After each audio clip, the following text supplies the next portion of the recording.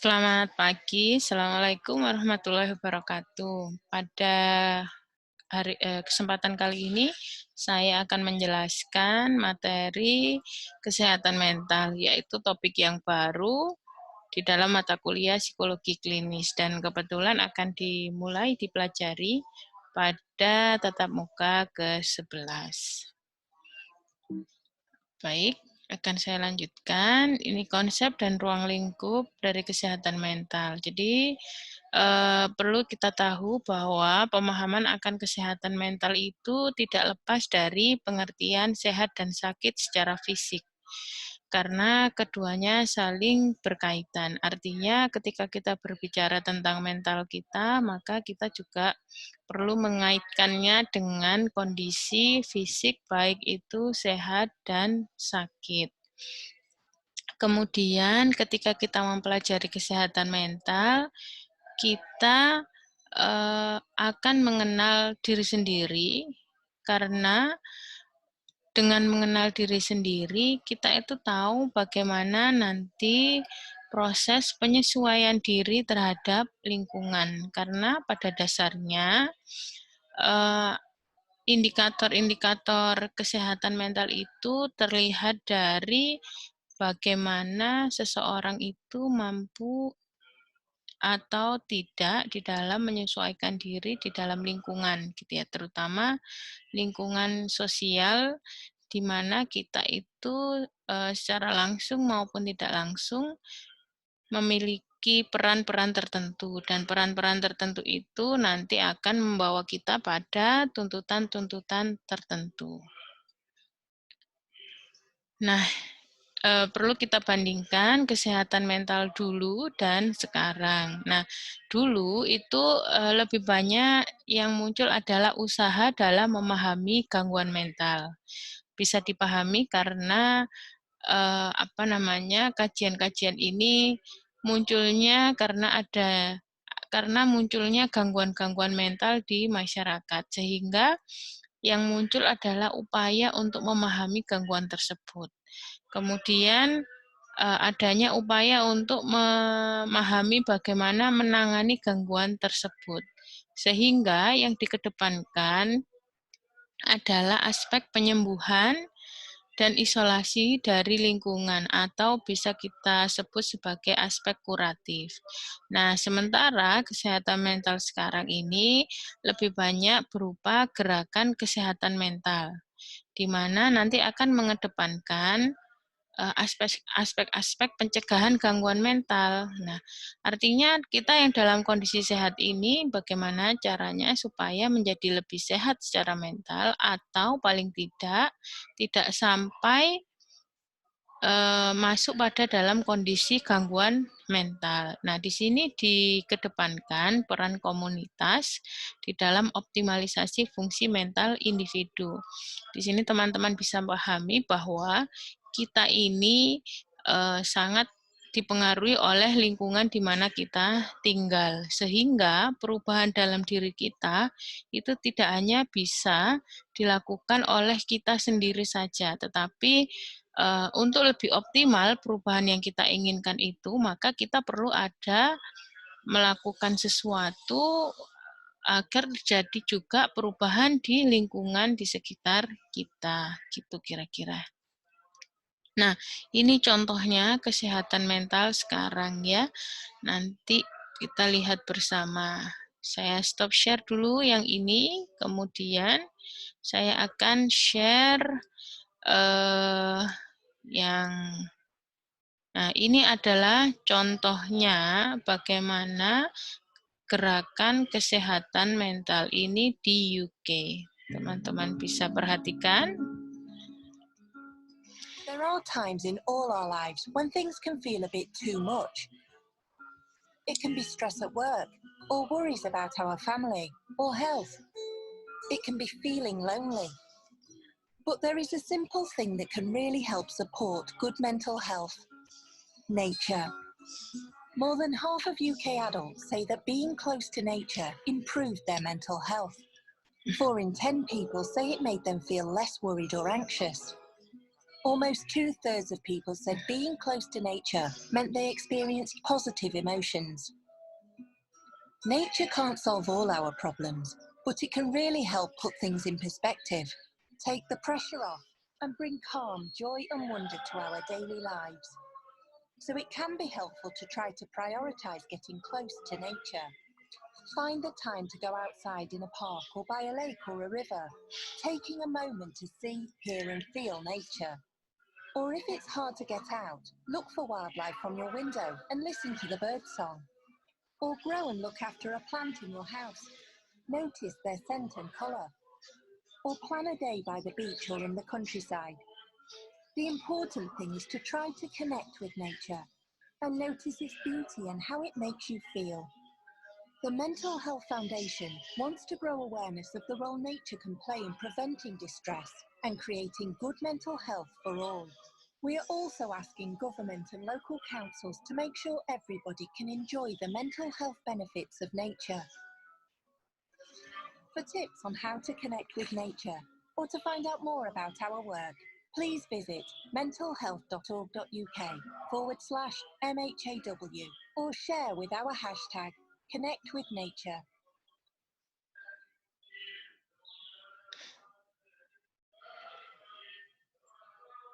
Nah, baik, itu teman-teman sudah saksikan ya bahwa bentuk-bentuk dari konsep kesehatan mental sekarang itu akan lebih banyak pada gerakan-gerakan yang mengajak individu untuk menjaga kesehatan mentalnya dengan banyak hal. Kalau di UK ini dicontohkan bagaimana nature itu bisa mencegah, tadi ya teman-teman bisa saksikan ada preventing, mencegah dari kondisi distress. Kondisi distress itu adalah kondisi di mana stres terjadi secara berkepanjangan, tidak dikelola dengan baik, dan pada akhirnya akan menimbulkan dampak-dampak negatif pada diri seseorang. Begitu. Nah, ini adalah tujuan gerakan kesehatan mental. Yang pertama, supaya kita itu mampu memaknai makna sehat mental gitu dan faktor-faktor yang mempengaruhinya. Kemudian, memahami pendekatan-pendekatan yang digunakan dalam penanganan kesehatan mental. Kemudian juga diharapkan kita memiliki kemampuan dasar dalam upaya peningkatan dan pencegahan kesehatan mental masyarakat, kemudian memiliki sikap proaktif dan mampu memanfaatkan berbagai sumber daya dalam upaya penanganan kesehatan mental masyarakat. Nah, yang terakhir untuk meningkatkan kesehatan mental dan mengurangi timbulnya gangguan mental. Kalau kita melihat dari tujuan gerakan kesehatan mental ini sebenarnya sesuai dengan nanti capaian pembelajaran mata kuliah kita ini. Nah, salah satunya teman-teman diharapkan untuk membuat sebuah promosi kesehatan mental di tugas UAS. Apakah itu? Nah, ini ya. Nanti kita cek setelah slide yang berikut ini. Jadi sasarannya dari gerakan kesehatan mental itu adalah yang pertama masyarakat umum, yaitu masyarakat yang sehat dan tidak berada dalam resiko sakit. Nah, walaupun gitu ya, kita ini masyarakat yang sehat, tetapi kita juga perlu pendekatan supaya bagaimana caranya apa yang kita miliki ini tidak hanya tetap sehat, tetapi juga optimal gitu ya, lebih optimal. Kemudian masyarakat kelompok resiko tinggi. Nah, masyarakat ini berada dalam situasi atau lingkungan yang memiliki peluang tinggi dalam mengalami gangguan. Artinya mereka punya kerentanan gitu ya, kerentanan mengalami gangguan psikologis. Dan ini yang menjadi sasaran yang penting untuk diintervensi. Artinya, kita bisa melakukan sesuatu, membuat gerakan sesuatu, gitu ya, suatu gerakan yang bisa membantu mereka terhindar dari resiko gangguan psikologis. Ya, yang ketiga, kelompok yang mengalami gangguan, yaitu kelompok yang sedang mengalami gangguan, ini nanti tentu kuratif, gitu ya. sistemnya penyembuhan, dan yang keempat, kelompok yang pernah mengalami gangguan. Artinya sudah pernah berada dalam gangguan, kemudian sudah dalam posisi sudah berkurang gejalanya atau tidak lagi memiliki gendaya atas gangguan yang pernah dimiliki.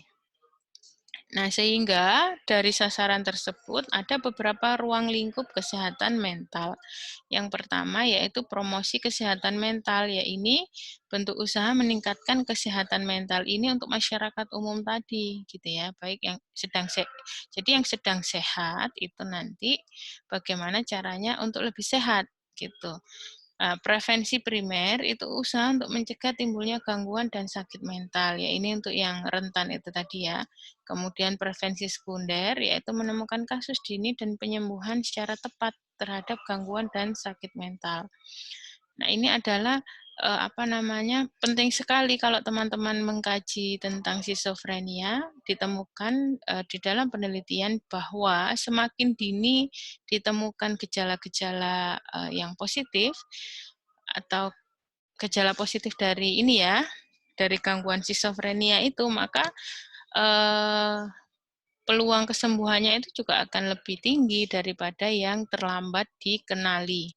Nah, yang keempat, prevensi tersier, yaitu usaha rehabilitasi awal yang diberikan agar gangguan dan sakit mental tidak sampai mengalami kecacatan menetap.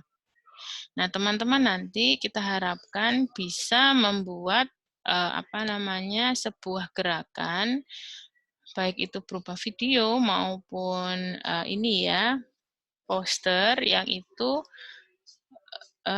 ruang lingkupnya adalah promosi kesehatan mental maupun prevensi primer. Nah, ini perkembangan gerakan kesehatan mental ini kurang lebih sama dengan perkembangan psikologi abnormal gitu ya. Kita skip saja. Nah, kemudian kita berbicara tentang gerakan kesehatan mental dan psikologi positif. Jadi ada pemahaman baru yang memandang kesehatan mental itu sebagai dinamika pada diri manusia. Artinya kondisi kesehatan mental itu sesuatu yang dinamis, bukan sesuatu yang tetap gitu ya. Ada saatnya kita ini kondisinya berada dalam posisi puncak, di mana kita sedang berada dalam kondisi sehat mental dan optimal. Di dalam teorinya Keyes, ini disebut sebagai flourishing, gitu ya. Nah, tapi ada ada saatnya kita berada di lembah atau ketika ada terjadi gangguan. Nah, kondisi kesehatan mental itu ya apa yang ada di antara posisi puncak dan posisi lembah tersebut, gitu. Karena pada dasarnya kita mungkin memang berada dalam kondisi di antaranya itu, gitu. Dan itu sangat mudah berubah kondisinya tergantung pada faktor-faktor yang melingkupi diri kita. Nah, pandangan tersebut menggali sisi positif manusia sebagai upaya untuk memahami dinamika kehidupan manusia, mengoptimalkan dan mencegah gitu ya, mengoptimalkan potensi dan mencegah terjadinya gangguan. Kemudian kita bisa melakukan intervensi terhadap gangguan. Ini adalah psikologi positif ya, teman-teman bisa membaca secara mandiri. Kemudian saya lanjutkan. Nah, ini adalah 3 pilar utama psikologi positif. Yang pertama itu ada karakter positif seperti yang tertulis di situ ya, ada kreatif, rasa ingin tahu, keterbukaan pikiran, gitu ya, fleksibilitas, gitu, dan beberapa yang ada di situ. Kemudian emosi positif itu ada kebahagiaan, kasih sayang, kebersyukuran, memaafkan, mengharap hal baik, dan ada kegembiraan. Dan institusi positif ini baik dalam skala mikro yang kecil maupun skala makro yang besar. Mikro kalau teman-teman baca di situ ada keluarga atau organisasi yang lingkupnya lebih kecil. Nah, tetapi bahkan bagaimana institusi yang makro seperti pemerintah itu juga bisa masuk dalam kajian psikologi positif ketika pemerintah itu memiliki niat baik di dalam apa namanya, pelaksanaan ini ya, misalnya bersikap adil melalui peraturan-peraturan yang ditetapkan gitu ya, yang berpihak pada rakyat sehingga memungkinkan rakyat kita itu apa ya, memiliki mendapatkan hak-haknya, kira-kira seperti itu. Itu yang dipelajari. Nah, kita membandingkan gambaran kesehatan mental di Indonesia dan di dunia. Sebenarnya ini sudah lama gitu ya, tetapi akan tetap saya sampaikan. Jadi perbandingannya di Indonesia itu masih bersifatnya itu lebih banyak kuratif ya, yang lebih lebih dominan. Jadi di penelitian yang dilakukan Jones itu ditemukan pada tahun 2016 masih banyak orang dengan gangguan jiwa itu yang dikelola secara kurang manusiawi seperti dengan menggunakan pasung. Jadi ini bisa kita pahami terjadi ketika akses maupun layanan kesehatan, terutama layanan kesehatan mental di negara kita ini belum cukup memadai, sehingga ini yang terjadi gitu ya. Sementara di Australia gitu, itu sifatnya sudah lebih jauh ke depan. Pada tahun 2016, media sosial itu digunakan sebagai sarana bagi remaja dengan gangguan mental untuk mencari sebaya dengan pengalaman yang sama, artinya pengalaman akan gangguan mental, sehingga di situ ada dukungan-dukungan sosial gitu ya, yang didapatkan oleh remaja yang mungkin sulit didapatkan ketika mereka harus berjumpa secara offline, karena dengan online memungkinkan mereka untuk mendapatkan akses tanpa batas, personal, aman, dan tanpa merasa terpaksa untuk membuka diri. Jadi ini tentu dalam konteks dan sistem yang sudah baik gitu ya. Jadi memang ditujukan untuk itu. Nah, ini sudah selesai. Terima kasih. Wassalamualaikum warahmatullahi wabarakatuh.